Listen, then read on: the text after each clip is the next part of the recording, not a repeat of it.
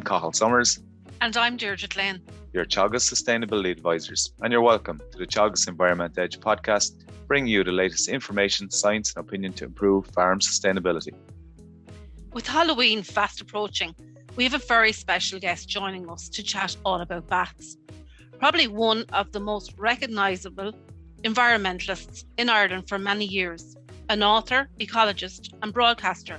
We are joined by Éanna Ní Lamhna on our latest episode.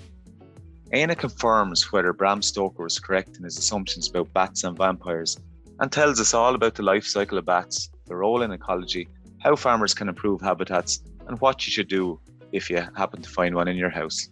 Well, bats are mammals. That means that they suckle their young with milk, and they're warm-blooded. So the thing that makes them very interesting from a point of view of mammals is that they can fly. They can actually fly, which other mammals can't. I mean, things like flying squirrels can kind of glide along, but bats can actually fly up and down and round and are aerial creatures. So they're mammals then with wings, with them scaly wings. They don't have feathers on their wings. They're not birds. They're not in that department at all. And they have evolved in such a fashion that in our latitudes, they feed on insects. So rather than competing with the birds who also feed on insects, things like swallows and house martins and swifts, which feed by day, they have evolved to feed at night. So the food source is always there, but at night time the birds aren't eating it, so the bats do. So that's what they are. I mean, their front arms are modified to be the wings. Their back legs then are some species are attached to the wings, and they are able then to fly through the air and catch insects in the dark. And this, of course, always struck people as being a trifle odd. You know, things that were out flying at night when nobody could see. How would you be able to do that? And you know, there's all sorts of terrible mad notions about bats that aren't true. And I suppose it all goes back to the bad PR that they had. I remember being in Pisa long ago in Italy, where you have the Leaning Tower, and we all know about the Leaning Tower, but the Leaning Tower is only the bell tower of a cathedral. I mean, it's only a note because it's leaning, but the cathedral is wonderful. It's one of the very earliest cathedrals built in Gothic cathedrals in the 1100s, and people couldn't read, and a lot of the stuff on the cathedrals then were to teach people about the religious matters that they needed to know. So the door of the cathedral has wonderful carvings on it, to open the great door. So the one side of it has carvings of the angels bringing the saved souls up to heaven, all carved out beautifully on the metal door. And these angels, of course, have wings like birds, feathers on them. And they're the good, and they're bringing the good souls up to heaven. Now, you can imagine what's on the other door, the left-hand door. These are the baddies, the bad souls who didn't do what they should have done. And they're being escorted down to hell by the devils, who have wings like bats. No feathers. So from 1100 on, things with feathers were the goodies, the birds, and things with no feathers, these scaly wings, pushing fellas down to hell, were the bats. So there's this sort of notion, you know, that somehow bats are evil, or the embodiment of evil, or can do unnatural things like being out at night. And I suppose this is why Halloween coming up, when you go to places and you look at cards or illustrations about Halloween, there's bats all over the place. But the thing is that you won't probably see any bats at Halloween, because by that stage of the year, the bats have hibernated. If you can only feed on insects and you're a carnivore and there's no insects around because of the cold, well, then what are you going to do? I mean, in some cases, birds will actually feed on other things. If they're omnivores, they can feed on berries and things. Or if they're things like swallows and swifts, they can fly away off to warmer countries where there are insects. But the bats then, they have no food to eat either, and they hibernate. So they hibernate when the weather gets so cold that there's no more food for them, generally in the middle of October. This year, October is quite warm. They haven't gone away yet, and we're talking about 14th of October thereabouts, and there's still no sign of them going to bed yet. But they will hibernate then, go into hibernation, drop their body temperatures, drop their breathing rates, and be in a state of suspended animation, I suppose, until the weather is warm enough again for the insects to appear. So they can be in hibernation for the end of October, November, December, January, February, March. It's April before they start flying around again. And they have to hibernate someplace where they won't freeze to death. So you have to go into places where the temperature is at a constant 10 degrees. And we know underground this is the case, in caves, in cellars, in graveyards where the landed gentry were buried in great crypts, and we don't love the landed gentry anymore, and half these crypts have fallen into disrepair and there's holes and cracks in them, and bats can go in there. So they're coming out of graveyards, they're going into graveyards, they're flying around at night. This is all very odd. They're helping the souls down to hell. So like they've got a very, very bad PR, and this is absolutely appalling, because bats are wonderful creatures, they're a great part of our ecosystems, and something without which we couldn't live at all, because the part of the role they play in our ecosystems are of vital importance. Éanna, you mentioned bats there and the types of bats. I'm presuming we don't have vampire bats in Ireland, thankfully, but how many types of bats do we have in Ireland, or what's the most common ones? We have 9 different resident breeding species of bat in Ireland, and vampire bats do actually exist. I mean, people think they're only a made-up job with Christopher Lee and a big cloak and teeth and all that, but there are actually 2 species of vampire bat that live in caves in Brazil, and they will feed on the blood of animals. They bite their necks and have a little drink. They don't kill the animals, because that'd be mad. You can't be killing a new cow every night for your dinner. So, but the farmers don't like them over there biting lumps out of their animals. But we don't have those in Ireland at all. There's 3 types of bats in the world, if you like. Bats that feed on insects, these 2 species of vampire bat, and then we have fruit-eating bats, which are in the tropical regions. And our ones are the insect-eating bats. Our ones are the ones that come out at night, feed during the summer on the insects, and then hibernate for the winter. And they're able to navigate and negotiate at night by a wonderful procedure called echolocation. This is how they find their way around. I mean, anyone that would say a bat is blind must have something wrong with them. I mean, if you were looking down from Mars and I take 2 people out to a woodland in the pitch black dark, yourself and Deirdre, and I ask you to run down through the woods, and I'm watching you, and you fall over the tree trunks and you crash into the trees and you crash into each other, and I say, are you blind? And you say, no, we're not blind, it's just dark, we can't see a thing. Whereas if I bring down 2 bats and I let them off, they're in between the trees, they're wheeling around the place, they're catching moths and midges and mosquitoes, no bother to them at all. So looking at this procedure, wouldn't a fellow from Mars say, well, you know, Cathal and Deirdre are blind, not the bats, they didn't crash into anything. So how this notion that bats were blind came about, I cannot imagine. They're not blind, they can see, but nobody can see if there's not enough light.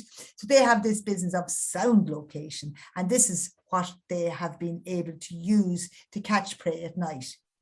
And when you talk about insect feeders, I noticed you mentioned the weather there this October. It was quite warm yesterday, and we've all stone buildings at home. And the hum of activity of insects yesterday was just, there was a constant hum all day. And lo and behold, when I went out last night there, I could see a load of bats flying around. So they obviously had a good feed there last night anyway. Oh, absolutely. They will be feeding up well now to get their layers of fat in order to be able then to have enough layers of fat to keep them going during hibernation. Now, they do slow down their metabolic rate enormously, but they do need to live on their layers of fat, and they need to do that. And this is why it's so disastrous to a bat colony in winter if you were to disturb it or wake it up, because the amount of energy that they would actually need to get their temperature back up to 39, 40 degrees, and the energy to fly around uses up their fat supplies. There isn't enough insects to keep that going. They go back into sleep and they don't have enough fat to keep going. So it's an appalling thing to disturb a bat colony during hibernation, because you've confined them, you've consigned them to dying because there isn't enough food for them. So they're fattening up at this time of year. So the more insects that are around for them, the better. And they feed on insects at night, beginning with the letter M. So they feed on moths, they feed on midges, they feed on mosquitoes, and people are amazed sometimes that we have mosquitoes in Ireland, but we have about 20 species of mosquitoes. What we don't have is malaria, not yet anyway. So the mosquitoes are there all right, but they don't give us malaria, not since the time of Oliver Cromwell, when the weather got colder, the malaria left Ireland, not the mosquitoes, but the malaria did. So they send out these sound pulses, and each of these 9 different species of bats in Ireland emit a sound at a different level. Now, they're all above the pitch that we can hear, so that ones that are the highest are the soprano pipistrelles, and they're way up at 55 kilohertz, whereas the deep barytones are probably the Leisler bats, and they're 20 kilohertz. Now, I can't hear any of these, but apparently children who have really good sharp hearing and haven't been banjaxed from having headphones and the like can hear the 20 hertz, can hear the actual Leislers. They can hear the squeakings of those, but they emit them out at that particular pitch. And then when it hits something and echoes back off it, the pitch changes because the waves slow down, come back at a lower level, and the bat, hearing the thing coming back, can tell how far away the sound thing was that the sound wave hit and where it was going and what it was doing, which is a truly amazing way of being able to find your way around. And that's why a lot of them have the most amazing looking, to our eyes, faces and ears, their noses and that emit these sounds, and then they have these huge big ears like satellite dishes to receive the sound waves coming back. And you know, it's click click click click. We are able to know how this is because there's things called bat detectors which are able to translate these high-pitched sounds that we can't hear to sounds we can hear, and it's like Morse code staccato when you listen, and that's the speed at which all these results are coming back from where they're seeing. So they're not likely to fly into your hair unless your head is covered in moths and midges and mosquitoes, because unless your head is completely empty and there's nothing inside it and the sound waves go right through. But that, you know, why would you spoil a good story with the facts? Bats are blind, they fly into your hair, they'll suck your blood, they'll kill you stone dead, and they're in league with the devil. I mean, the creators haven't a chance, have they? Not really. So if you're contemplating doing some works on a building where bats roost, Éanna, what's the procedure to move forward with renovations? Is there legislation around to protect bats? Yeah, well, first of all, before I tell you the answer to that, let's just look at roosts for a moment, because there are 2 sorts of roosts, essentially. You have the bats, as I said, going into hibernation, wanting to be in a place where the temperature doesn't drop below 10 degrees. So these will be, as I said, ruined buildings, caves, ice houses, these kind of things, and they're there for the winter, cellars of big houses, ruined big houses, all of that. But in the summertime then, when they come out in April, then they mate and they breed, and they have summer roosts, maternity hospitals, if you like, and they want to be in warm places where the bats' babies will not freeze. And this is when they come and take up residence in attic spaces, in roof spaces, in belfries, in people's houses, sometimes if they can get into the attic space. And this is really, really important, because if you don't have a roosting, if you don't have places where they can breed, then we won't have any bats. So if you then need to do renovations or fix your roof or something like that, the first thing you have to establish is, are there any bats present? So anything that you need to do around your farm, quite often these things will require planning permission, will require permission to do these. And when you make application for your permission, one of the requirements of the planning permission will be to do a survey, not only maybe if it's just a building, a survey maybe of other bats in the building. If it's more than that, or the surrounding areas, a whole environmental survey may be required.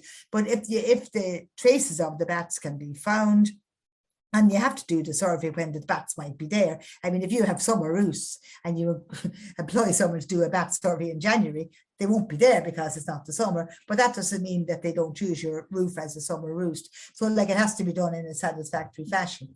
And then if that is the case, then, and you really must fix your roof, or you really must do something, and I've done a few of these myself, you organize the works so that the works will happen in the winter time when the bats aren't there, or if for some reason you're doing something to caves and underground places, you do it in the summer when the bats aren't there, because the bats generally aren't in the same place all the time. So you don't do it when they're in residence. You do whatever you're doing. And if it's a big roost and an important roost, you have to maybe leave access in your attic for the bats to come back. Maybe put on a great big bat box if that's the case as well, and make allowances for the bats to continue, because bats do absolutely no harm in your attic. They don't do any harm. They're not mice. They're not eating the timbers. They're not smelly much. You know, they don't, like mice, have soft, soggy, horrible droppings. I mean, these lot are insect-eating creatures, and the droppings have little tiny just bits of insect and hard shells on them. There's no soft moisture at all, and they don't build nests for their babies to be in. The babies just hang off the rafters over by the wall, so there's no question of any of that. So I mean, having them in your attic or in your house is not the same kind of an infestation as you might have if there were mice or squirrels or other things that can go into people's rooms as well. So, you know, it does. And then, of course, they're really, really important if you're a farmer, because a lot of the farming things that people grow, particularly if you're an arable farmer, you know, aphids and insects like this are doing harm to your crops. And each little bat will eat 3,000 insects in a night. And that's an awful lot of insects that are being scooped up by these creatures, saving you having to spray, saving you having to use insecticides.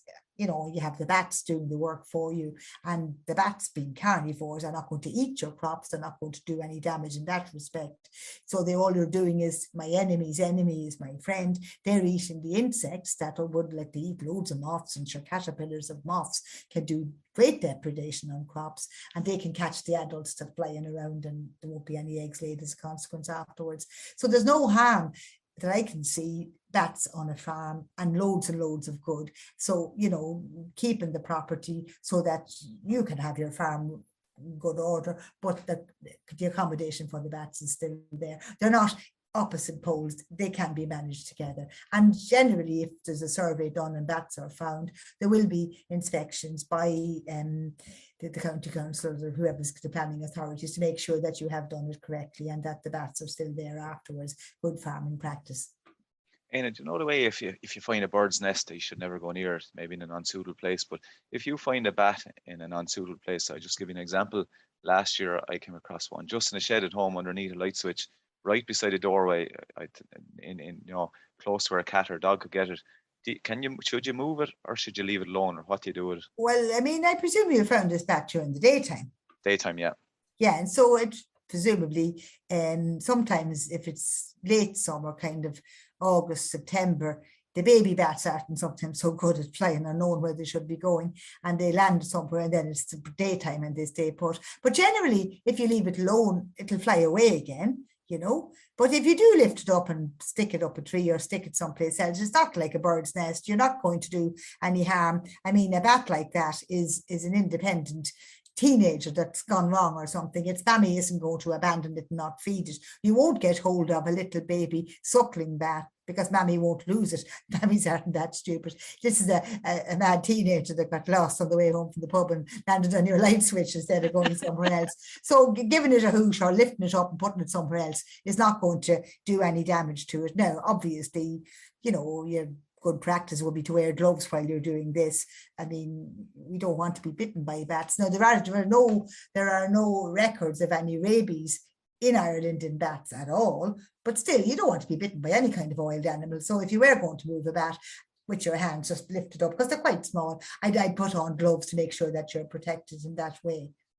Yeah, and it was the grandest little bat. Had a long set of ears on it. It was hanging upside down. Say his ears were nearly an inch long, big long ears. But oh gosh, yeah, they have great imagination, these people who name bats. That was called a long-eared bat.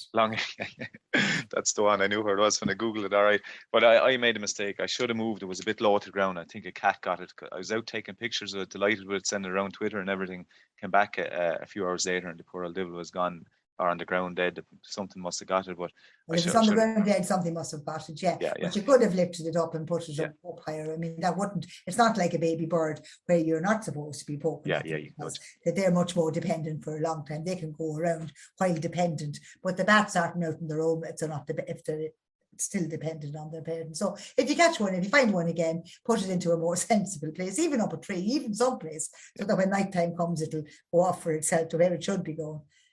And if you find one on the curtain or something, we've had bats in here in the house every year nearly for the last few years. But I presume you let it out at night time rather than during the day. And if they love the curtain. No, but they come in. This is the thing. People have the windows open and there's a bat flying around the room and they nearly have a stroke. I mean, it's worse if a bird's flying around the room. They're doing poos everywhere and crashing into the window. A bat lands on the curtains, then leave the windows open and it'll go out itself. Actually, you don't have to be hitting it with a tennis racket or anything like that. I mean, they're able to find their way out of the windows open. So I mean, if it's in the bedroom or something, shut the bedroom door, open the window, and it'll have gone by the following day. You don't have to put it out at all. Really, it'll go away itself. What can farmers do on their land to help bats, Éanna? Well, I mean, what they need, I mean, what does any creature need? It needs food and it needs shelter, it needs somewhere to breed. So, I mean, on a farmer's land, bats need insects. So having habitat that will have insects on it is good. So, there's a particular bat called the Benton's bat, the water bat, for example, that goes over watery areas and scoops up all the insects that are over water. And of course, then many of our bats, the pipistrelles, for example, and the long-eared one that you're talking about, they're woodland bats. So by creating areas of woodland, by planting up trees, by not cutting your hedges to the scut, by having corridors, because bats aren't going to fly across the field. They'd rather be going along wildlife corridors, which is what hedgerows are. So they're the kind of places that will be suitable for bats to be able to hunt along. They don't like mad lights, so like new buildings with huge spotlights shining all the whole time disorients them. And I notice now, I've been given some advice for buildings, and that it's street lights, lighting up car parks, lighting up areas, communal areas. You can get lights that have kind of lids on them if you like. I'm sure they have a technical name, but the light shines down.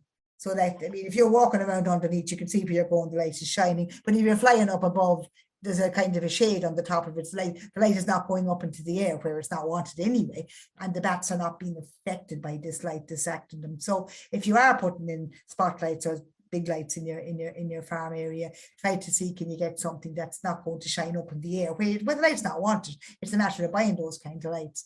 And then the second thing then, of course, is habitat for them where they can breeding sites. So old farm buildings, old bridges, old stone walls, these are all places that they will breed in. And, you know, more and more things that are being built on anywhere are not being built out of old stone any longer. People are using bricks and cement blocks and that sort of thing. Whereas the old stone things from long ago, we've lots of stone walls around places. You know, a lot of these places are really, really important for bats. So if you have a few hollow trees maybe, and they're, you know, don't be always cutting them down, particularly if you don't have to. Maybe if you have a roadside tree, you might be worried about that. But generally, other than that, you know, the trees are wonderful areas for bats. So think of where are they going to get their food? Are there insects about? Don't spray unnecessarily. Or if you have to spray your crop, don't be giving a good lash to the headland and the whole field all around as well. If you must spray, only spray where, I mean, it's better practice than wasting spray anyway, but don't be spraying anywhere that doesn't need to be sprayed. And indeed, if you have enough bats, you'll need to be doing less spraying anyway, and then have places they can breed in. So don't be repairing everything just for the crack and filling in every hole of, if there's any kind of an old folly or stone walls or something like that. Any cracks and crevices and that are really important for bats. So that's the kind of a farm that you want that will have bats on them. That's important, I think, as well. I know in the Teagasc scheme, a lot of bat boxes were put up around the country and farms, but the lesser horseshoe bat can't get into those bat boxes. Can't crawl, I think. Is that the case? Well, the lesser horseshoe bat only occurs in the west of Ireland, from Sligo down to West Cork. So it won't be an eastern species at all. And they live in caves. So they only nest in, so they only breed in stone walls, stone buildings, going into a wooden box, and they don't go into holes in trees much either. So like they tend to be associated with buildings. So a bat box is not for them. So if you have to live in the west of Ireland where these bats exist, it's old ruined buildings that they leave for them, or they even build. There was some sneering going on in newspapers in one county I won't mention, where they were building some kind of a ruined building for the bats because a motorway was disturbing them. And of course there was disparaging remarks about bat hotels, building hotels for bats while people have nowhere to live.